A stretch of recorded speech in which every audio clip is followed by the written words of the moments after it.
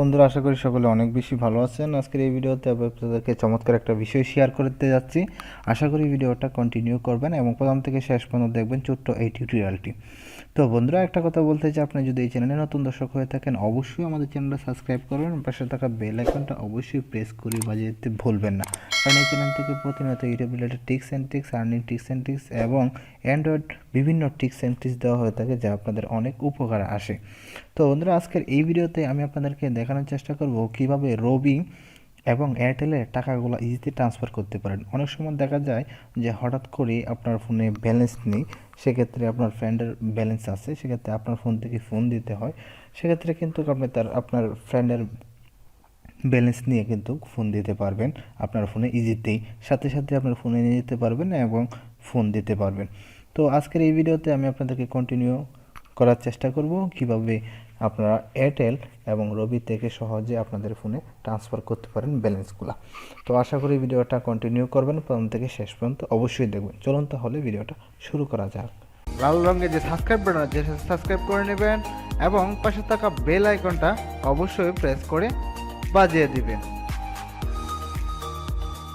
First of all আমাদের চলে যেতে হবে ফোনের ডায়াল প্যাটার্নে।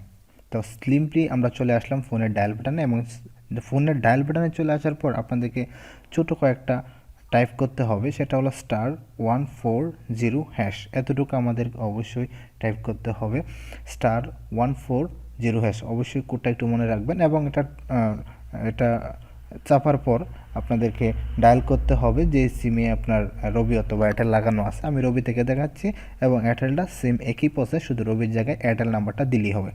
তো আমি রবিতে টাচ করে দিলাম। টাচ করে দেওয়ার পর এই যে এরকম একটা ইন্টারফেস চলে আসবে এবং দেখতে পাচ্ছেন 1 2 3 4 5 এবং 6 নাম্বার দেখা যাচ্ছে নেক্সট। তো আমরা নেক্সট যে জায়গাটা আছে সেই জায়গায় আমরা 6 পেজ করব। 6 পেজ করে অবশ্যই আমরা সেন্ড করে দেব। সেন্ড করে দেওয়ার পরে যে 1 নাম্বারে দেখতে পাচ্ছেন ট্রান্সফার ব্যালেন্স, আমরা ট্রান্সফার ব্যালেন্সে দিব 1 দিব, আমরা রিকোয়েস্ট 1 দিব এবং সেটা ট্রান্সফার ব্যালেন্স লেখা আছে এবং 1 দেওয়ার পর আমরা সেন্ডে টাচ করে দেব।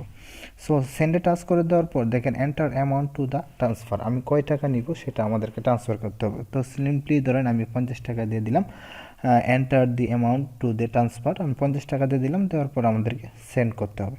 তো সেন্ড করার পর এই যে এখানে দেখতে পাচ্ছেন একটা রবি নাম্বার দিতে হবে, এন্টার রিসিভ এন্টার রবির নাম্বার। তো এই জায়গায় যদি আপনি রবির বদলে এয়ারটেলও দেন সেটা কিন্তু সেম প্রসেসে একইভাবে হবে, সেটা আপনাকে এয়ারটেল থেকে ডায়াল করে নিতে হবে। তো আমি যেহেতু রবি থেকে সেটা ডায়াল করে নিচ্ছি, তো এই জন্য কিন্তু আমি রবি দিয়ে নিলাম।